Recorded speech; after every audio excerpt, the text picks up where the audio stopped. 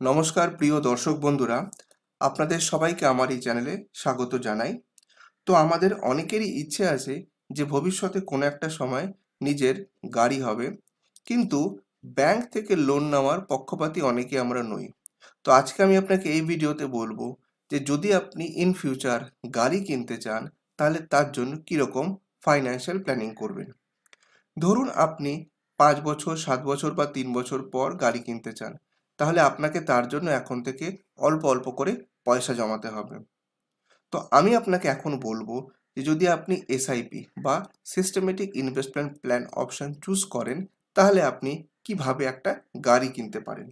চলুন এবার আমরা মূল আলোচনায় প্রবেশ করি।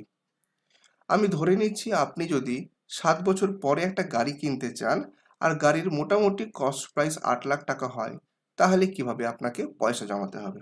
দেখুন, সবার আগে ইয়ার 1 মানে বছরের শুরুতে, এখন আপনার কাছে শুরুর সময় এবং আপনার সামনে 7 বছর হাতে আছে। তাহলে ইয়ার 1 প্রথম বছরে আপনাকে এসআইপি বা সিস্টেমেটিক ইনভেস্টমেন্ট প্ল্যান করতে হবে প্রতি মাসে 2500 টাকা করে। তাহলে 7 বছর পর এই টাকাটা প্রায় হয়ে যাবে 3,36,600 টাকা, যদি আমি ধরে নিই যে আমাদের সিএজিআর বা গ্রোথ 12.5% হয়। এটা তো প্রথম বছর গেল। সেকেন্ড বছরে আপনাকে কি করতে হবে, এই 2,500 টাকার সঙ্গে আরেকটা 2,500 টাকার এসআইপি করতে হবে।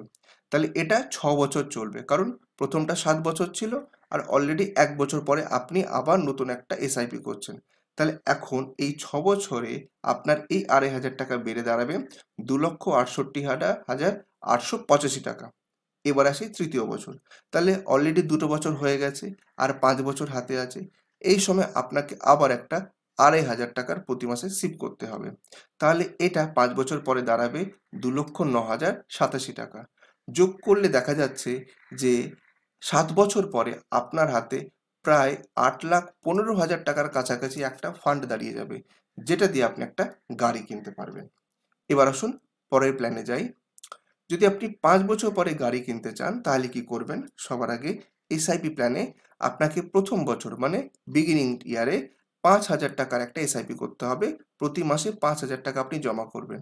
তাহলে 5 বছর পরে এটা গিয়ে দাঁড়াবে 4,18,175 টাকার কাছাকাছি। সেকেন্ড ইয়ার, তখন আপনাকে আবার একটা নতুন এসআইপি করতে হবে 4,000।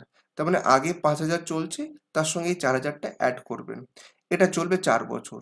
তাহলে 4 বছর পরে এটা গিয়ে দাঁড়াবে 2,50,052 টাকা।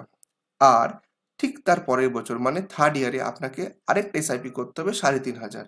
তাহলে এটা চলবে কতদিন, 3 বছর। কারণ 5 বছরের মধ্যে 2 বছর হয়ে গেছে, পড়ে আছে 3 বছর। তাহলে এই 3,500 টাকা প্রতি মাসে আপনাকে 3 বছর করলে এই টাকাটা গিয়ে দাঁড়াবে 1,53,512 টাকা।